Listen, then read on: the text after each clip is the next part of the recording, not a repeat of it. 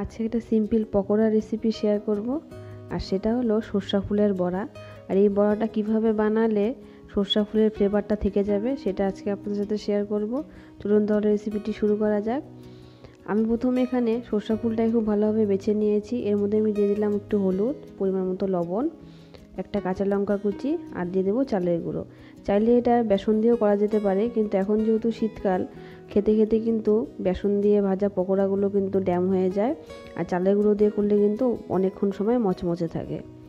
রেসিপিটি ভালো লাগলে কিন্তু অবশ্যই চ্যানেলটিকে সাবস্ক্রাইব করে দিয়ে ভিডিওটি একটি লাইক করে দেবেন।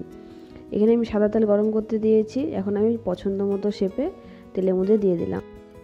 আর রান্নাটা কিন্তু আমি একদম লো ফ্লেমে করব, যেহেতু আমি লোহার কড়াই ব্যবহার করছি।